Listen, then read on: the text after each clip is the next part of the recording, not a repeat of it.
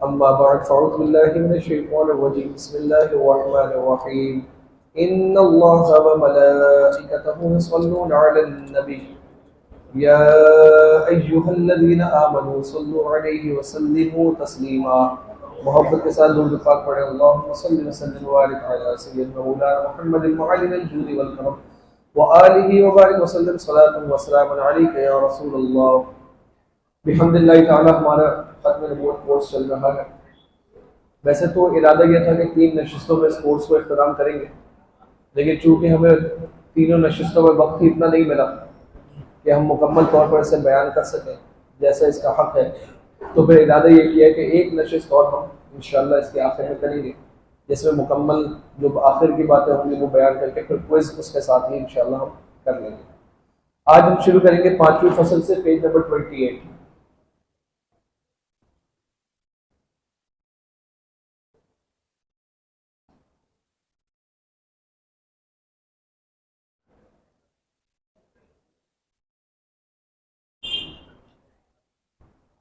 پہلے توجہ میری طرف کر لیں پھر ہم نوٹ سے پڑھیں.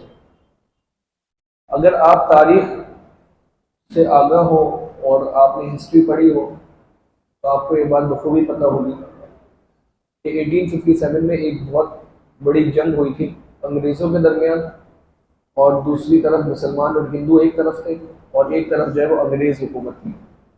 انگریز حکومت نے جب ہند یعنی سب کانٹیننٹ بر صغیر پاک و ہند پر قبضہ کیا تو آہستہ آہستہ آہستہ کر کے انہوں نے 2 صدیوں کے اندر اپنا قبضہ جما لیا. اور پھر ایک وقت ایسا آیا کہ ہمارے اس دور کے علماء اور مفتیان کرام نے فتویٰ دیا کہ انگریزوں سے جنگ کرنا اور جہاد کرنا اب فرض ہو چکا ہے. اسی طرح ہندو بھی اسی پوائنٹ آف ویو کو شیئر کرتے تھے کہ چونکہ پہلے مسلمان اور ہندو ایک ساتھ یہاں رہتے تھے تو ہمیں ہی رہنا چاہیے، اور یہ انگریز ہم پر حکومت کر رہے تو ان سے جنگ کی جائے.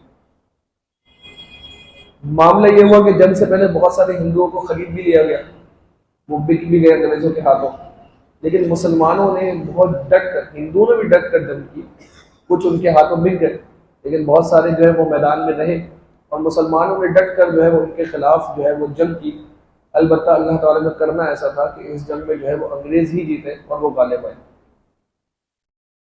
اب معاملہ یہ ہوا کہ انگریزوں نے یعنی جو اس وقت کی حکومت تھی انہوں نے آل اوور دا ورلڈ جو بڑے بڑے پادری تھے، پولیٹیشین تھے، سیاستدان تھے، دانشمند قسم کے لوگ تھے جنہیں تھنک ٹینک کہتے ہیں، اس طرح کے جو لوگ تھے انہوں نے ان کو جمع کیا اور ان کی ایک کابینہ بٹھائی اور ایک میٹنگ یہ کی کہ مسلمانوں پر ہم کس طرح کنٹرول حاصل کر سکتے ہیں، کیونکہ ابھی تو مسلمانوں نے ہمیں جنگ میں بڑا نقصان پہنچایا. اگر دوبارہ مسلمان جو ہے وہ ہمارے خلاف آ کے کھڑے ہوئے تو ہم کب تک ان سے جہاد کرتے رہیں گے، کب تک ان سے جنگ کرتے رہیں گے. اور انگریزوں کو یہ بات پتہ تھی کہ مسلمان جہاد کے نام پر اپنی جان قربان کرنے کے لیے تیار ہوتا ہے، وہ اپنی جان کی پرواہ نہیں کرتا، اسے پتہ ہوتا ہے میرا قطرہ خون کا زمین پر بعد میں ٹپکے گا، پہلے جنت میں مجھے حاضری ہوگی، یعنی پہلے جنت میں میری انٹری ہوگی. تو مسلمان جنت کی طلب میں جہاد کرنے کے لیے آگے آگے ہوتا ہے. تو انہوں نے کابینہ بٹھائی ڈسکس کرنے کے لیے کہ ان کا حل کیا ہے، کس طرح ہم ان کو مکمل طور پر مغلوب کر لیں، ان پر غالب آ جائیں. تو اس میں ڈیسائیڈ یہ کیا گیا کہ 3 چیزیں اگر مسلمانوں میں سے ختم کر دی جائے، 3 چیزیں اگر مسلمانوں میں سے ختم کر دی جائے تو ہم مسلمانوں پر غلبہ اور کنٹرول پا سکتے ہیں. نمبر 1 وہ یہ کہ مسلمان اپنے نبی سے بہت زیادہ محبت کرتے ہیں. اگر ان کے نبی کی محبت ان کے دل سے کم کر دی جائے تو آہستہ آہستہ ہم مسلمانوں پر کنٹرول پا لیں گے. اور آپ یہ بات دیکھیں کہ مسلمانوں میں آپس میں کتنا ہی اختلاف ہو، لیکن جب بات سرکار دو عالم صلی اللہ علیہ وسلم کی آتی ہے تو سارے ایک پلیٹ فارم پر جمع ہو جاتے ہیں. اور یہ ہمیشہ سے دیکھا گیا ہے کہ مسلکی اختلاف بھی ہو یا دیگر اختلافات ہوں، لیکن جب رسول اللہ صلی اللہ علیہ وسلم کی بات آتی ہے تو سب ایک پلیٹ فارم پر متحد اور جمع نظر آتے ہیں. دوسرا انہوں نے یہ کہا کہ مسلمانوں کے اندر سے جذبہ جہاد کو ہمیں ختم کرنا پڑے گا. جس دن ہم نے اس جذبہ جہاد کو ختم کر دیا ہم ان پر غلبہ پا لیں گے. اور تیسرا انہوں نے یہ پوائنٹ نکالا کہ مسلمان اپنے اسلاف سے، اپنے بزرگوں سے، اولیاء کاملین سے اور جو ہے وہ اللہ کے نیک بندوں سے بہت زیادہ محبت کرتا ہے، اور اسلاف کی طرز پر چلنے والی جو ان کی روش ہے کہ جیسے ہمارے بزرگوں نے کہہ دیا اسی پر ہم چلیں گے. جیسے آج ہم کہتے ہیں کہ بھائی اعلیٰ حضرت حرف آخر ہے، جو اعلیٰ حضرت نے لکھ دیا ہمارے لیے وہ فائنل ورڈ ہے، ہم اسی حساب سے چلیں گے. جو عقائد اعلیٰ حضرت نے بیان کر دیے وہ ہمارے عقائد ہیں، ہم اس سے آگے پیچھے نہیں ہوں گے. تو یہ اسلاف کے پیچھے چلنے والی جو روش ہے اور یہ اولیاء کاملین اور بزرگان دین سے جو محبت ہے، یہ بھی ان کے دل میں سے ختم کر دیں تو ہم کامیاب ہو جائیں گے. اب انہوں نے مسئلہ تو نکال لیا کہ ہم نے کیا کیا چیزیں کرنی ہیں، لیکن یہ ہوگا کیسے؟ پھر وہ اس پر سر جوڑ کے بیٹھے اور اس نتیجے پر پہنچے. یہ باقاعدہ ان کی اپنی ڈاکیومنٹس میں یہ بات موجود ہے. ایک پورا ڈاکیومنٹ آپ گوگل بھی کریں گے، اس کا ایکسرٹ جو ہے وہ یہاں پر موجود ہے، the arrival of British empire in India. Detail اس کی تفصیل موجود ہے. انہوں نے باقاعدہ اس کی منٹس جو ہے اس میٹنگ کی وہ بھی جاری کیے تھے کہ کیا کیا ہماری بات ہوئی، کس نتیجے پر کنکلوژن پر ہم پہنچے. تو وہ کہتے ہیں ہمیں اس کا نتیجہ اور حل یہ نکالا انہوں نے سر جوڑ کے جب بیٹھے کہ ایک ایسا بندہ ہم انٹروڈیوس کریں، ایک ایسا شخص ہم مسلمانوں میں سے لے کر آئے جو نبی ہونے کا دعویٰ کرے. جب وہ نبی ہونے کا دعویٰ کر دے گا تو اس کی طرف جب لوگ جائیں گے اور اس پر ایمان لے کر آئیں گے تو حضور علیہ السلام کی محبت کیا ہوگی؟ دل سے کم ہو جائے گی. اس کے ذریعے ہم جہاد کو بھی ختم کر دیں گے. اور یہ بات ہوئی کہ جب مرزا غلام احمد قادیانی نے اپنے نبی ہونے کا اعلان کیا اور لوگ جب اس کی طرف بڑھے اور اس پر معاذ اللہ ایمان لے کر آئے تو اس نے شروع میں یہ بات کہہ دی کہ اللہ نے مجھ پر وحی فرمائی اور مجھے کہا ہے کہ اب مسلمانوں پر یعنی تمہارے ماننے والوں پر جہاد حرام ہو گیا. معاذ اللہ. کیونکہ احادیث طیبہ کہتی ہیں اسلام کی بقا جہاد میں، یعنی اسلام جو باقی رہے گا وہ جہاد کے ذریعے باقی رہے گا. امام مہدی جب تشریف لائیں گے جہاد کریں گے، حضرت عیسیٰ علیہ السلام جب تشریف لائیں گے جہاد کریں گے. یہاں اس کے ذریعے جہاد کو ختم کروایا جائے گا. اور پھر آہستہ آہستہ کیا ہوا کہ کیونکہ اس نے کسی نبی کی توہین اور جو ہے وہ کسی ولی کی توہین میں کوئی کسر نہیں چھوڑی. اولیاء تو بہت بعد میں، انبیاء کرام علیہ السلام کی اس نے اتنی سری گستاخیاں اور توہین کی، اللہ رب العزت کی ذات پر اس نے ایسا افطرا اور جھوٹ باندھا کہ آہستہ آہستہ جو اس کے ماننے والے تھے ان کے دلوں میں یہ تینوں چیزیں، حضور کی محبت، اسلاف کی محبت، جذبہ جہاد ختم ہو. یہ کام اس سے لیا گیا اور اس کام کے لیے اسی کو آگے کیا گیا. اب وہ خود انگریز کہتے ہیں اس میٹنگ کے اندر، وہ کہتے ہیں ایسا بندہ لے کر آنا یہ ناممکن کام ہے. کون بے غیرت ہوگا کہ جو اتنا بڑا دعویٰ کر دے جبکہ وہ مسلمان ہو؟ ایسا کون سا شخص ہوگا جو اپنے نبی سے غداری کر لے؟ لیکن انہیں ایسا شخص مل گیا.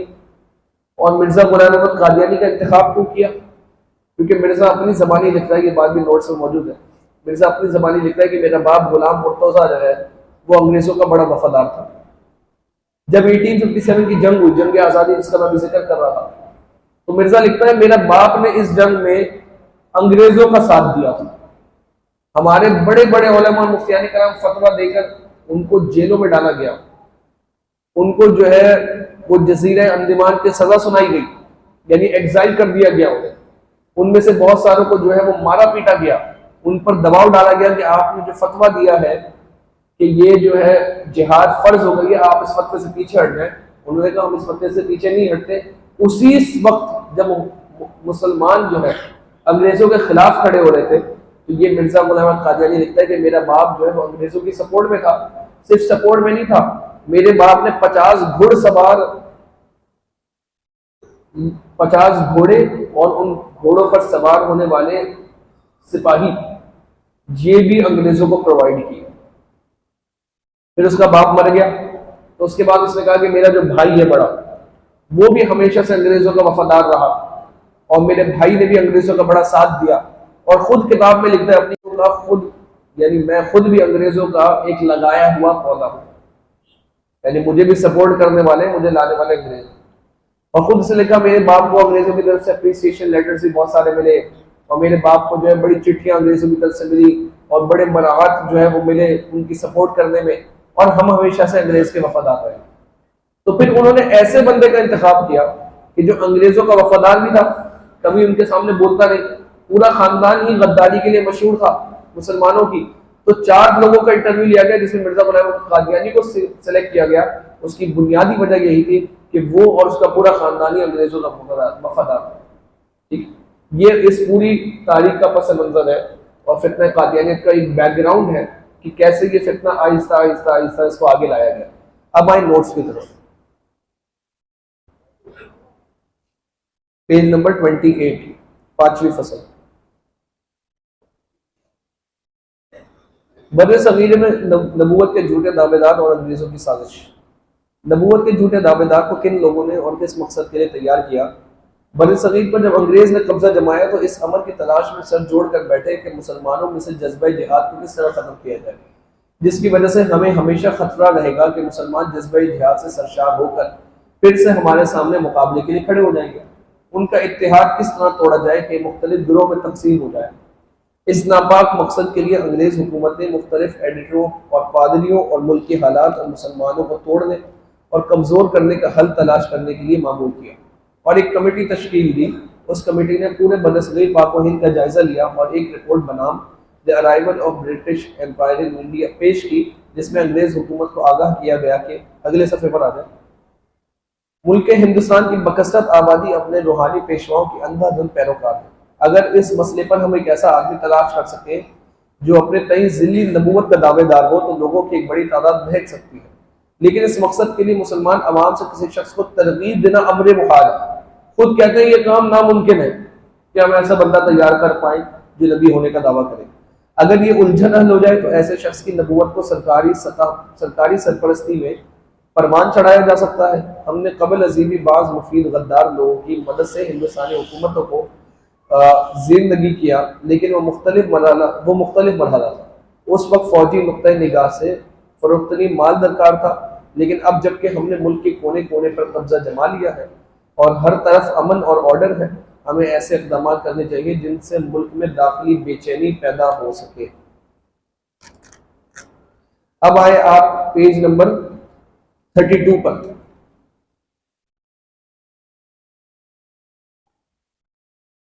अंग्रेजों ने गुलाम अहमद कादियानी का ही इंतखाब क्यों किया? उस वक्त एम ए बटलर, जो कि बरतानवी पादरी था, ब्रिटिश इंटेलिजेंस का रुकन था। एम ए बटलर को बरतानवी हुकूमत ने इस काम पर मामूल किया कि वो हिंदुस्तान से ऐसा बंदा तलाश करे जो हमारे मिशन को पाए तकमील तक पहुंचाए। क्या मिशन था उनका? नबूवत का झूठा दावे करने वाला कोई शख्स मिल जाए। चुनाचा एम ए बटलर ने सियालकोट में गुलाम अहमद कादियानी से दोस्ती और रवाबित कायम की और अक्सर इससे मिलने जाता था। उस वक्त गुलाम अहमद कादियानी डिप्टी कमिश्नर सियालकोट की कचहरी में मामूली तनख्वाह पर मुलाजिम था। बटलर ने इंग्लैंड जाने से पहले गुलाम अहमद कादियानी से अकेले में एक तवील मुलाकात की और उसे अपने मज़मूम अज़ाइम और मिशन से आगाह किया। मिर्ज़ा कादियानी सरकारी मराहत और माल की हवस में आकर फौरन राजी हो गया। झूठे दावेदार के इंतखाबात के लिए 4 लोगों का इंटरव्यू लिया गया, जिनमें से एक गुलाम अहमद कादियानी भी था। इस इंटरव्यू में 3 लोग फेल हो गए और गुलाम अहमद कादियानी इस तरह कामयाब हुआ कि उसका ख़ानदान पहले ही अंग्रेज़ वफादारी और मुसलमानों से गद्दारी में मशहूर था। मिर्ज़ा कादियानी अपने ख़ानदान का तारुफ कराते हुए लिखता है, मैं ऐसे ख़ानदान से हूँ जो इस गवर्नमेंट बरतानिया का पक्का खैर ख्वाह है। मेरा वालिद मिर्ज़ा गुलाम मुर्तज़ा गवर्नमेंट की नज़र में एक वफादार और खैर ख्वाह आदमी था, जिनको दरबार गवर्नरी में कुर्सी मिलती थी और जिनका जिक्र मिस्टर ग्रिफिन साहब की तारीख रही सारे पंजाब में है। और 1857 में उन्होंने अपनी ताकत से बढ़कर सरकार अंग्रेजी को मदद दी थी, यानी 50 सवार और घोड़े बाहम पहुंचाकर ऐन ज़माने गदर के वक्त सरकार अंग्रेजी की मदद में दिए थे। इन खदमात की वजह से अप्रिसिएशन लेटर्स उनको मिले थे। मुझे अफसोस है कि बहुत से उनमें से गुम हो गई, मगर 3 चिट्ठियाँ जो मुद्दत से छुप चुकी है उनकी नकलें हाशिया में दर्ज की गई। यानी उसने अपनी किताब जहाँ से हवाला दिया है वो उस किताब में जो है वो चिट्ठियाँ भी, यानी वो जो अप्रिसिएशन लेटर थे वो भी मौजूद है। फिर मेरे वालिद साहब की वफात के बाद मेरा बड़ा भाई मिर्ज़ा गुलाम कादिर खिदमात सरकारी में मसरूफ रहा और जब तिम्मू के गुजर पर मुफसिदों का सरकार अंग्रेजी की फौज से मुकाबला हुआ तो वो सरकार अंग्रेजी की तरफ से लड़ाई में शरीक था। खुद यानी मैं खुद भी अंग्रेजों का एक लगाया हुआ पौधा हूँ, यानी मुझे भी सपोर्ट करने वाले, मुझे लाने वाले अंग्रेज। और खुद से लिखा, मेरे बाप को अंग्रेजों की तरफ से अप्रिसिएशन लेटर्स भी बहुत सारे मिले और मेरे बाप को जो है बड़ी चिट्ठियां अंग्रेजों की तरफ से मिली और बड़े मराहत जो है वो मिले उनकी सपोर्ट करने में, और हम हमेशा से अंग्रेज के वफादार रहे। तो फिर उन्होंने ऐसे बंदे का इंतखाब किया कि जो अंग्रेजों का वफादार भी था, कभी उनके सामने बोलता नहीं, पूरा खानदान ही गद्दारी के लिए मशहूर था मुसलमानों की। तो 4 लोगों का इंटरव्यू लिया गया जिसमें मिर्जा गुलाम कादियानी को सिलेक्ट किया गया। उसकी बुनियादी वजह यही थी कि वो और उसका पूरा खानदान ही अंग्रेजों का वफादार था। ठीक, ये इस पूरी तारीख का पस मंजर है और फितना कादियानियत का एक बैकग्राउंड है کہ کیسے یہ فتنہ آہستہ آہستہ آہستہ اس کو آگے لایا گیا. اب آئے نوٹس کی طرف. پیج نمبر 28، 5ویں فصل. بر صغیر میں نبوت کے جھوٹے دعوے دار اور انگریزوں کی سازش. نبوت کے جھوٹے دعوے دار کو کن لوگوں نے اور کس مقصد کے لیے تیار کیا؟ بر صغیر پر جب انگریز نے قبضہ جمایا تو اس امر کی تلاش میں سر جوڑ کر بیٹھے کہ مسلمانوں میں سے جذبہ جہاد کو کس طرح ختم کیا جائے، جس کی وجہ سے ہمیں ہمیشہ خطرہ رہے گا کہ مسلمان جذبہ جہاد سے سرشار ہو کر پھر سے ہمارے سامنے مقابلے کے لیے کھڑے ہو جائیں گے. ان کا اتحاد کس طرح توڑا جائے کہ مختلف گروہ میں تقسیم ہو جائے. اس ناپاک مقصد کے لیے انگریز حکومت نے مختلف ایڈیٹروں اور پادریوں اور ملک کے حالات اور مسلمانوں کو توڑنے اور کمزور کرنے کا حل تلاش کرنے کے لیے معمول کیا اور ایک کمیٹی تشکیل دی. اس کمیٹی نے پورے برصغیر پاک و ہند کا جائزہ لیا اور ایک رپورٹ بنام the arrival of British empire in India پیش کی، جس میں انگریز حکومت کو آگاہ کیا گیا کہ اگلے صفحے پر آ جائے. ملک ہندوستان کی بکثرت آبادی اپنے روحانی پیشواؤں کی اندھا دھند پیروکار ہے. اگر اس مسئلے پر ہم ایک ایسا آدمی تلاش کر سکیں جو اپنے تئیں ذلی نبوت کا دعوے دار ہو تو لوگوں کی ایک بڑی تعداد بہک سکتی ہے. لیکن اس مقصد کے لیے مسلمان عوام سے کسی شخص کو ترغیب دینا امر محال ہے. خود کہتے ہیں یہ کام ناممکن ہے کہ ہم ایسا بندہ تیار کر پائیں جو نبی ہونے کا دعویٰ کرے.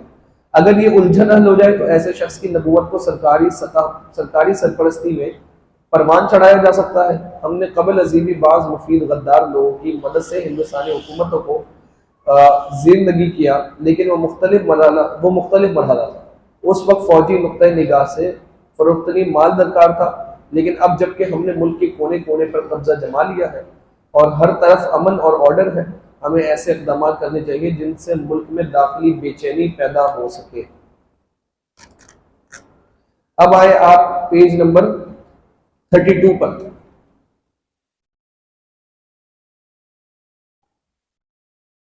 انگریزوں نے غلام احمد قادیانی کا ہی انتخاب کیوں کیا؟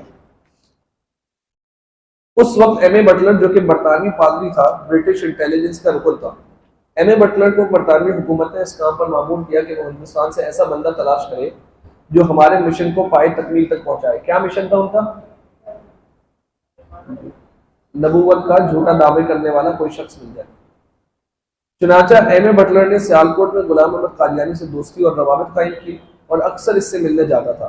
اس وقت غلام احمد قادیانی ڈپٹی کمشنر سیالکوٹ کی کچہری میں معمولی تنخواہ پر ملازم تھا. بٹلر نے انگلینڈ جانے سے پہلے غلام احمد قادیانی سے اکیلے میں ایک طویل ملاقات کی اور اسے اپنے مذموم عزائم اور مشن سے آگاہ کیا. مرزا قادیانی سرکاری مراعات اور مال کی ہوس میں آ کر فوراً راضی ہو گیا.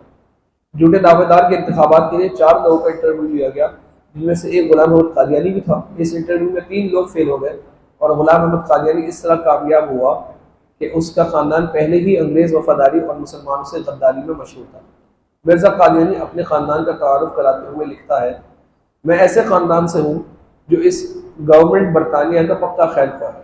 میرا والد مرزا غلام مرتضیٰ گورنمنٹ کی نظر میں ایک وفادار اور خیر خواہ آدمی تھا، جن کو دربار گورنری میں کرسی ملتی تھی اور جن کا ذکر مسٹر گرفن صاحب کی تاریخ رئیسان پنجاب میں ہے.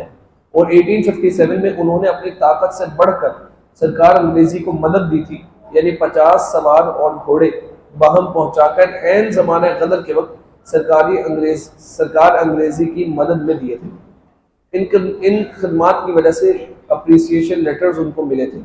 مجھے افسوس ہے کہ بہت سے ان میں سے گم ہو گئی، مگر 3 چٹھیاں جو مدت سے چھپ چکی ہیں ان کی نقلیں حاشیہ میں درج کی گئی. یعنی اس نے اپنی کتاب جہاں سے حوالہ دیا ہے وہ اس کتاب میں جو ہے وہ چٹھیاں بھی، یعنی وہ جو اپریسیشن لیٹر تھے وہ بھی موجود ہیں. پھر میرے والد صاحب کی وفات کے بعد میرا بڑا بھائی مرزا غلام قادر خدمات سرکاری میں مصروف رہا، اور جب تنمو کی گزر پر مفسدوں کا سرکار انگریزی کی فوج سے مقابلہ ہوا تو وہ سرکار انگریزی کی طرف سے لڑائی میں شریک تھا. بھائی کی وفات کے بعد ایک گوشہ نشین آدمی تھا، تاہم 17 برس سے سرکار انگریزی کی امداد اور تائید میں اپنے قلم سے کام لیتا ہوں. حوالہ کتاب البریہ بحوالہ روحانی خزائن. روحانی خزائن جو ہے مرزا کی جتنی کتابیں اس نے لکھی ان تمام کتابوں کو ایک جگہ پر جمع کر دیا اور قادیانی نے اس پورے مجموعے کا نام روحانی خزائن رکھا ہے. ٹھیک ہے، تو یہ روحانی خزائن یہ اسی کی کتاب کا حوالہ ہے. ہم نے اپنی کتاب سے یہ حوالہ نہیں لکھا، اس کی کتاب میں ورڈ ٹو ورڈ یہ حوالہ موجود ہے. آپ گوگل پر جا کر یہ کتاب ڈاؤن لوڈ کریں، صفحہ نمبر کھولیں، جلد نمبر کھولیں، آپ کو وہاں اس پیج پر یہ عبارت مل جائے گی، کیونکہ بہت سارے لوگ ڈاؤٹ کرتے ہیں نا کہ یار یہ بات کیسے لکھ دی، یہ کیسے ہو سکتا ہے، وہاں پر آپ خود یہ حوالے سارے جو ہے وہ سرچ کر سکتے ہیں اور دیکھ سکتے ہیں۔ تو مرزا قادیانی کا اعترافی بیان کہ وہ انگریزوں کا وفادار تھا۔ غلام محمد قادیانی انگریزوں کا لٹایا ہوا ایک فتنہ بن پودا تھا اور انگریزوں کی سپورٹ اور مشن پر ساری زندگی کام کرتا رہا۔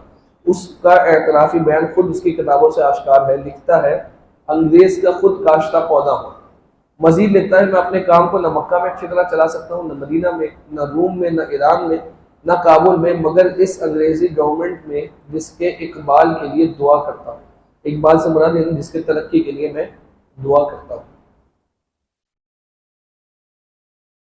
اب آئے پیج نمبر 36 پر، مرزا کا نام اور نسب اور اس کے والدین کے حوالے سے ذرا کچھ پڑھیں۔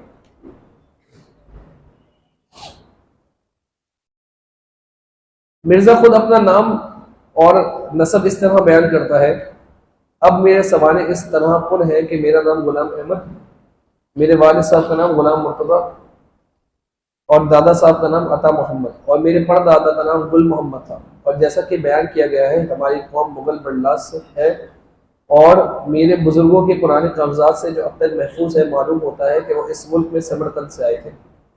مرزا کو بچپن میں سندھی یا دسوندی کے نام سے پکارا جاتا تھا۔ باپ کا نام غلام مرتضیٰ تھا، ماں کا نام چراغ بی بی تھا جسے گھسیٹی بیگم کہا جاتا تھا۔ مرزا کی پہلی بیوی کا نام حرمت بی بی تھا جس کو پھجے کی ماں کہا جاتا تھا، جس سے مرزا کا نکاح 1852 یا 1853 میں ہوا۔ دوسری بیوی کا نام نصرت جہاں بیگم تھا جس سے مرزا کا نکاح 1884 میں ہوا۔ مرزا کی ایک اور بیوی بھی تھی اور مرزا کے بقول اس سے مرزا کا نکاح آسمانوں پر ہوا تھا معاذ اللہ، جس کا نام محمدی بیگم تھا۔ اس خاتون کا مرزا عاشق تھا اور اس سے متعلق کئی بار پیش گوئیاں کی جو ہر بار جھوٹی ثابت ہوئی، لیکن مرزا کا نکاح اس سے کبھی نہیں ہو سکا اور وہ اسی حسرت کو لے کر اس دنیا سے دفع ہو گیا۔ اب آئیں ذرا اس کی بد کلامیوں کی طرف، پیج نمبر 39، اور اس بات کو ذرا سمجھ لیں، پہلے توجہ میری طرف کریں۔ کسی شخص کی شرافت کا اندازہ جو ہے وہ اس کے اخلاق سے لگایا جاتا ہے، اور اخلاق اور پرسنالٹی یعنی آپ کے مینرز یہ آپ کی شخصیت کو دوسروں کے سامنے متعارف کرواتے ہیں۔ اسلام میں اخلاق پر بہت زیادہ زور ہے۔ قرآن مجید فرقان حمید حضور علیہ الصلوۃ والسلام کے اخلاق کے کریمہ کے بارے میں یہ بات کہی وَإِنَّكَ لَعَلَىٰ خُلُقٍ عَظِيمٍ، اور اے حبیب ہم نے آپ کو بہت عظیم اخلاق کے ساتھ پیدا کیا، اور اس کا یہ معنی بھی ہے کہ سب سے زیادہ بہترین اخلاق کے ساتھ آپ سے حضور علیہ الصلوۃ والسلام کے اخلاق کے بارے میں سوال ہوا تو آپ نے فرمایا کان خلقہ القرآن، کہ حضور کے اخلاق تو قرآن ہے، قرآن پڑھ لو تو حضور کے اخلاق کا اندازہ ہو جائے گا۔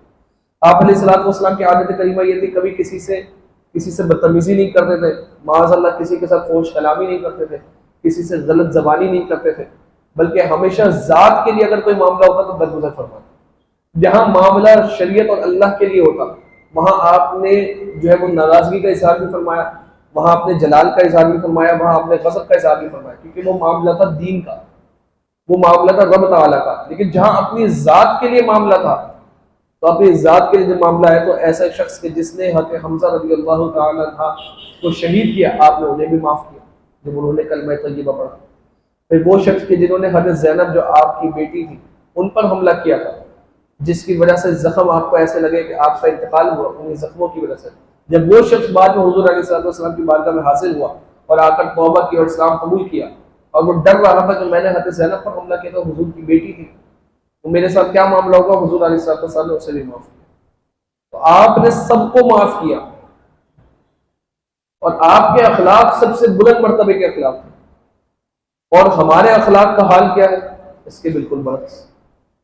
گالی ہماری زبان سے جو ہے وہ روکتے ہیں، گالم گلوچ ہم کرتے ہیں، الٹی سیدھی زبان ہم استعمال کرتے ہیں۔ عجیب و غریب معاملہ ہے کہ سمجھ نہیں آتا، سامنے والے کبھی کچھ لوگوں سے ملاقات ہوتی ہے، یہ کسی کی دکان پر آپ بیٹھ رہے ہیں، خاص طور پہ کہیں مکینک وغیرہ کے پاس آپ چلے جائیں تو وہاں پر تو بندہ سر پکڑ کے بیٹھ جاتا ہے کہ یہاں پر ان کے لیے معاذ اللہ گالی دینا ایک نارمل ہو چکا ہے، یہ نارم وہ کنسیڈر کرتے ہیں۔ میں ایک ساتھی کے ساتھ بیٹھا ہوا تھا، میرا اسکول کا دوست تھا، نام میں نہیں لیتا، لیکن ایک سمجھانے کے لیے بات کر رہا ہوں کہ ہماری سوسائٹی کا حال کیا ہو گیا.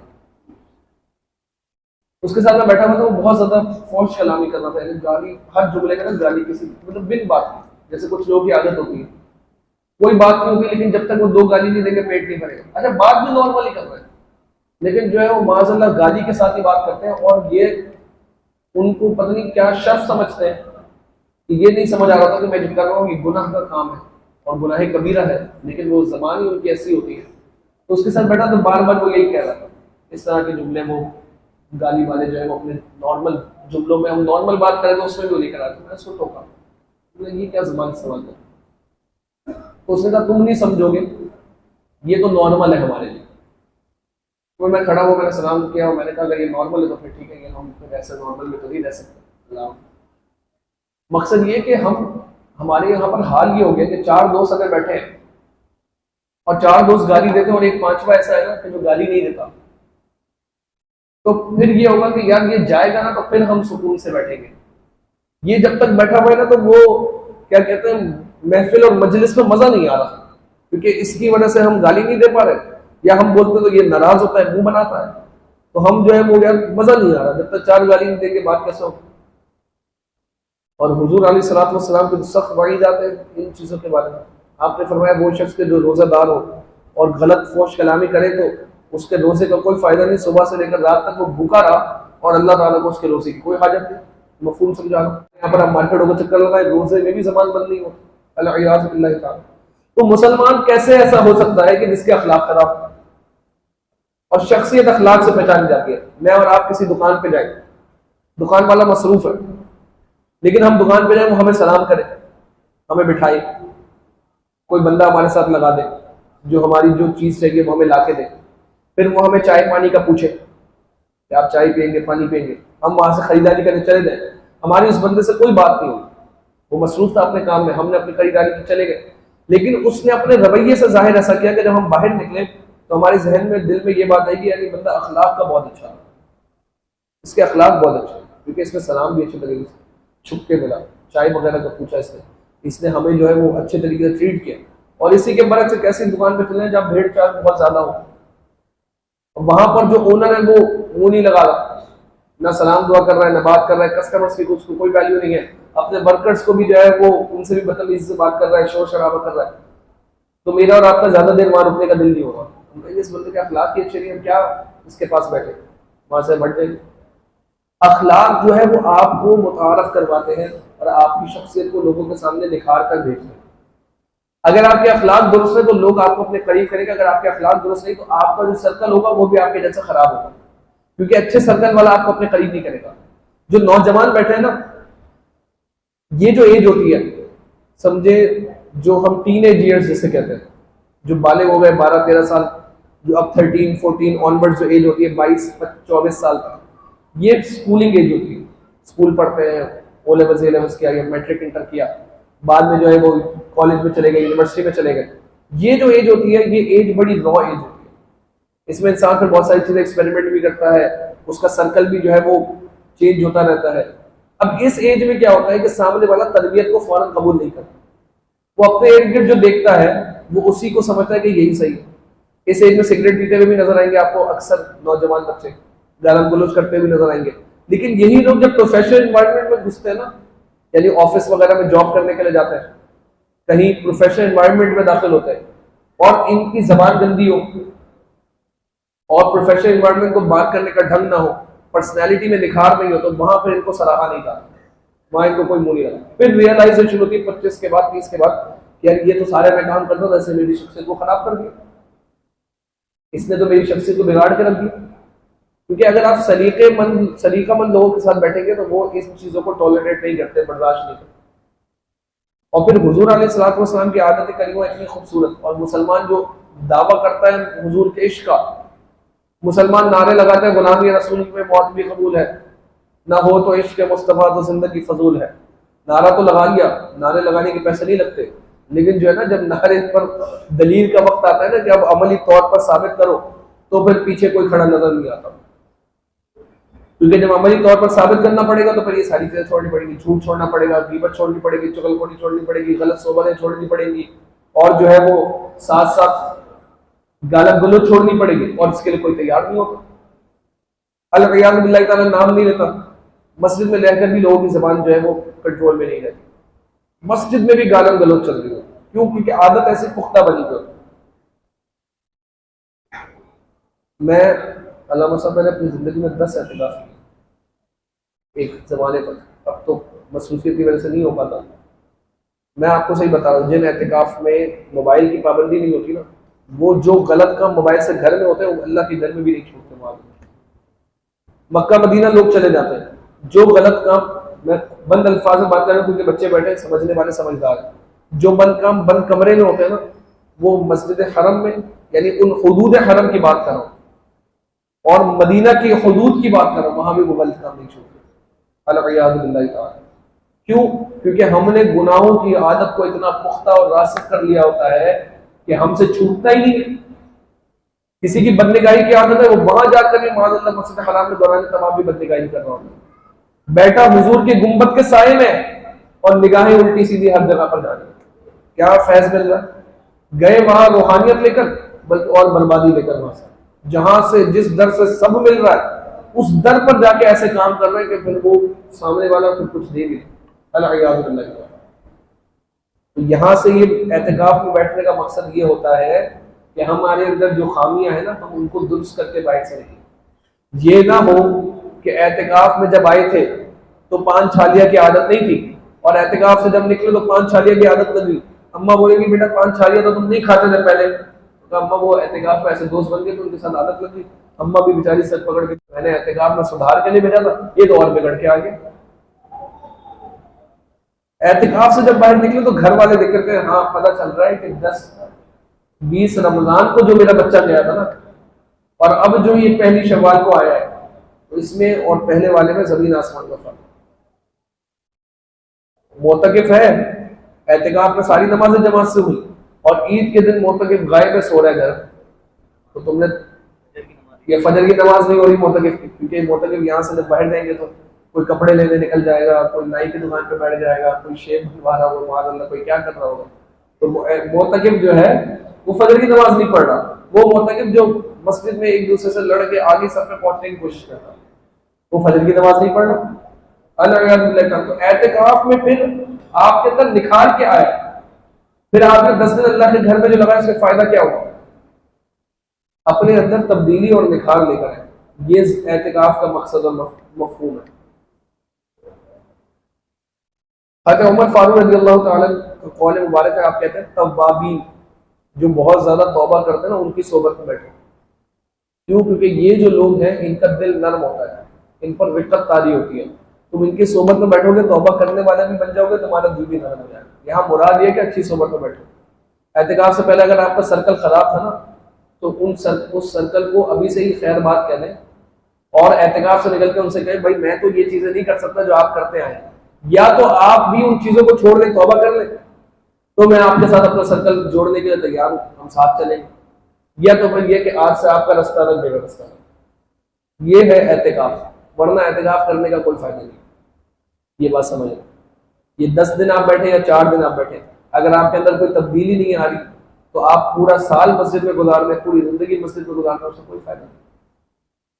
वो मौज़िन साहब जिन्होंने 30 साल मस्जिद में गुजारे, सुना दिया वो एक वाक़या आप सुनिएगा, एक शख्स के बारे में जो 30 साल अल्लाह के घर में गुजारे, अंजाम क्या हुआ तो आपको पता चलेगा कि मस्जिद में वक्त गुजारना जो है ना, वो तभी कामयाब और फायदेमंद होगा जब यहाँ से निकल कर हमारे अंदर जो है वो तब्दीली होगी।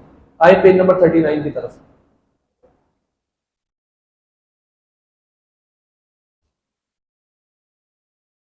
किसी भी शख्स की शराफत का अंदाजा इस तहरीर या गुफ्तगू से लगाया जा सकता है, और उसकी तहरीर या उसकी गुफ्तगू से लगाया जा सकता है। मिर्ज़ा कादियानी की तहरीर उसकी खबासत ज़हनी की अक्कासी है। जिस तरह के अल्फाज और जुमले इस्तेमाल करता है उससे वाज़ेह हो जाता है कि मिर्ज़ा एक बदगो, बद तहजीब, बद अखलाक, बेहया और दीनी व दुनियावी शराफत से बिल्कुल कोरा इंसान है। अब आए जरा पहले समझे इस बात को, नोट्स में देखें। मिर्ज़ा ने लिखा है अपनी किताब में गाली के हवाले से कि नाहक गालियां देने वाला कमीनों का काम है, यानी जो नाहक गाली देते वो कमीन है। मिर्ज़ा खुद लिख रहा है एक जगह पर। दूसरी जगह पर लिख रहा है कि गालियां देना और बदजबानी करना तरीके शराफत नहीं, यानी जो गालम गलोच करते हैं वो तरीके शराफत पर नहीं होते, वो शरीफ लोग नहीं होते। तीसरी जगह पर लिखता है किसी को गाली नहीं दो चाहे तुम्हें सामने वाला गाली दे। और हुआ ये कि अब जो उसके अल्फाज हैं वो अल्फाज इतने सख्त है कि मैं पढ़ना नहीं चाह रहा मिंबर रसूल पर बैठकर, मैं आपको उसका शॉर्ट फॉर्म और खुलासा समझा देता हूँ। हुआ ये कि जब उलमा उसके खिलाफ निकले और उलमा ने मिर्जा के खिलाफ तहरीकी काम शुरू किया और उसका रद्द करना शुरू किया, तो उसने उलमा के लिए वो गंदे और खतरनाक अल्फाज इस्तेमाल किए कि जो मिंबर पर बैठ के यहाँ पे बयान करना भी नाजेबा और हमारे लिए दुरुस्त है। तो इससे ये पता चला कि मिर्जा ने खुद लिखा कि जो गालम गलौज करे वो कमीना है, तो मिर्जा क्या हुआ? जो गालम गलौज करे वो शरीफ नहीं, तो मिर्जा क्या हुआ? शरीफ नहीं हुआ।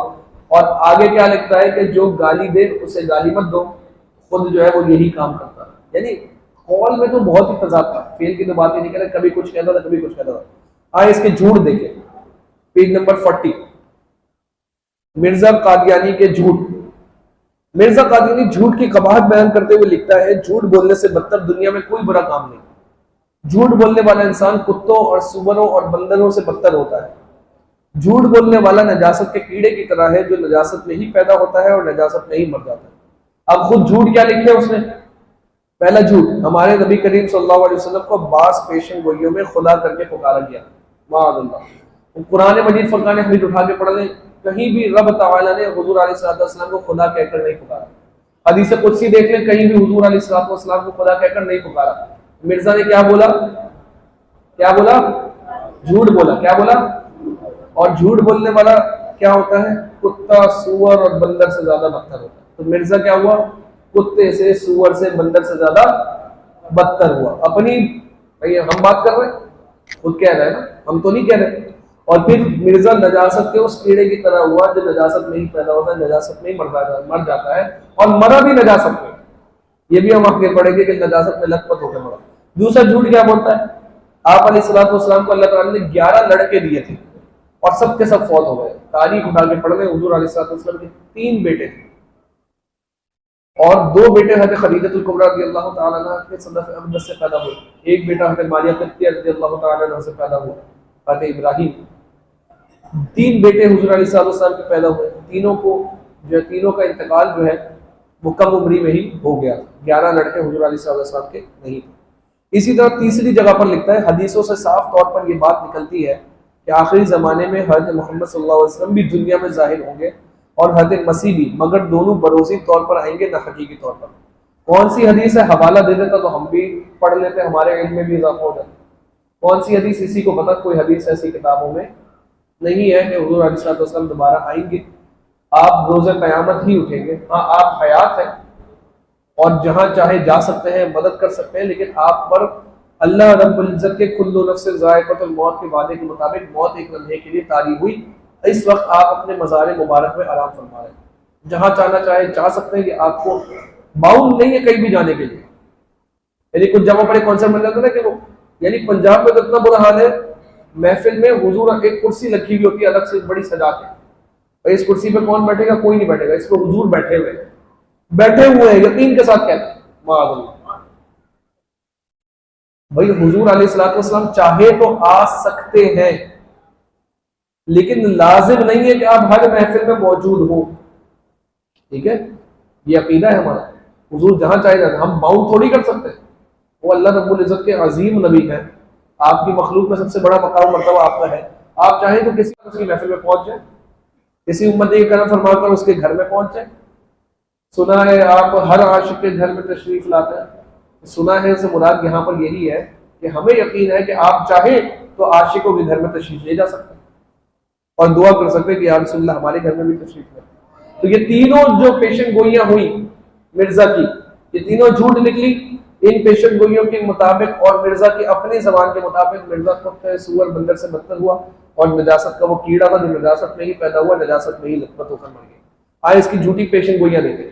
असल में मैं ये क्यों पढ़ा रहा हूँ खास तौर पर, उसकी वजह ये कि मैंने लास्ट क्लास में ये बात आपसे की थी कि कादियानी से डिबेट मिर्जा की जिंदगी पर होती है। आप उनसे बात करें, बोले भाई मिर्जा की जिंदगी पर बात करें और तुम्हारी अपनी किताबों से बात करेंगे, पैसे भी हम देते हैं, किताब तुम अपने मकतब से खुद लेकर किताबें मंगवा लें और किताबें खोल खोल के सामने रख। ये झूठ है, ये झूठ। अब अगर वो कहते हैं, जैसे मैंने पिछली मरतबा ये मिसाल दी थी کہ مرزا نے اپنی کتاب میں خود یہ بات لکھی کہ حضور علیہ الصلوۃ والسلام کے بعد کوئی نبی نہیں آ سکتا، یہ اس کی اپنی کتاب میں لکھی گئی ہے، اور یہ حوالہ بھی نوٹ سے موجود ہے، آپ کے بعد کوئی نبی نہیں آ سکتا، اسے لکھا ہے، خود خاتم النبیین کا معنی اس نے بیان کیا کہ نہیں آ سکتا کوئی، اور بعد میں نبی ہونے کا دعویٰ کیا۔ تو عقلی طور پر اگر اس بات کو دیکھیں نا تو یا تو پہلے جھوٹ بولا تھا یا بعد میں جھوٹ بولا۔ قادیانی سے یہی سوال کیا تھا بھائی یا تو پہلی والی بات جھوٹی تھی یا بعد والی بات جھوٹی تھی۔ اگر وہ کہیں پہلی والی بات جھوٹی تھی کہ حضور کے بعد کوئی نبی آ سکتا ہے، بعد والی بات سچی ہے کہ وہ نبی ہے معاذ اللہ، تو پھر جھوٹا تو ثابت ہوا مرزا، اور جھوٹا ثابت ہونے کے ساتھ ساتھ یہ ساری چیزیں ثابت ہوا جو خود لکھ چکا ہے، تو پھر اس کی نبوت چھوڑے، اس کی اپنی ویلیو کیا باقی رہی، اس کی اپنی وقت کیا باقی رہی، اس کی بات کی کیا ویلیو باقی، اور وہ کہیں نہیں پہلی والی بات سچ ہے کہ حضور کے بعد کوئی نبی نہیں آ سکتا، اور بعد والی بات جھوٹی ہے، تو ہمارا مقدمہ تو ویسے ہی ثابت ہو گیا کہ وہ نبی ہے ہی نہیں، اور دوسری بات ہے کہ پھر اس سے بھی وہ جھوٹا ثابت ہو۔ اب پیشن گوئیاں اس کی پڑھیں، حضور علیہ الصلوۃ والسلام نے جو خبر دی وہ بیائی دی کہ ویسے ہی سچ ہو، آپ نے جو معاملہ قیامت کے حوالے سے بتایا ویسے ہی ہوں گے جو آپ نے بیان کیا، آپ کی کوئی بات جھوٹ نہیں اور کوئی بات بارگاہ الہی میں رد نہیں، اور یہاں اس نے جتنی پیشن گوئی کی ساری غلط۔ پیج نمبر 41 مرزا قادیانی اپنی موت کی پیشن گوئی کرتے ہوئے لکھتا ہے ہم مکے میں مریں گے یا مدینے میں۔ مرزا کی یہ پیشن گوئی اس طرح جھوٹی ثابت ہوئی کہ مکہ مدینہ میں مرنا تو دور کی بات، مرزا کو کبھی زندگی میں حج و عمرہ بھی نصیب نہیں ہوا۔ اللہ تعالیٰ نے اپنے در کو اور حضور علیہ الصلوۃ والسلام کے مبارک شہر کو اس کے ناپاک وجود سے جو ہے وہ اللہ تعالیٰ نے پاک ہی رکھا، یہ وہاں جا ہی نہیں سکا۔ پہلے یہ وحی الہی ہوتی تھی، اچھا اب آگے بیان کر رہا ہے دوسری پیشن گوئی۔ پہلے یہ وحی الہی ہوئی تھی کہ وہ زلزلہ جو نمونہ قیامت ہوگا، یعنی قیامت سے پہلے ایک بڑا زلزلہ آئے گا، بہت جلد آنے والا ہے، اس کے لیے نشان دیا گیا تھا کہ پیر منظور محمد لدھیانوی کی بیوی محمدی بیگم کو لڑکا پیدا ہوا، اور وہ لڑکا اس زلزلے کے لیے نشان ہوگا۔ آپ سمجھ لیں ذرا سا آخری بات، مرزا کا ایک مرید تھا لدھیانوی، پیر منظور محمد لدھیانوی کر کے اس کا نام تھا۔ مرزا اس کو پتہ چلا کہ اس کی بیوی جو ہے وہ حاملہ ہوئی، تو مرزا نے یہاں موقع کو غنیمت جانتے ہوئے پیشن گوئی، اس نے کہا یہ بچہ جو پیدا ہوگا یہ لڑکا ہوگا، اور یہ جو لڑکا پیدا ہوگا نا تو یہ قیامت کے آنے کی نشانی ہوگا، یعنی جو قیامت کا زلزلہ آنے والا ہے نا وہ اس بچے کی یہ نشانی ہے کہ بچہ پیدا ہونے کے بعد وہ زلزلہ آئے۔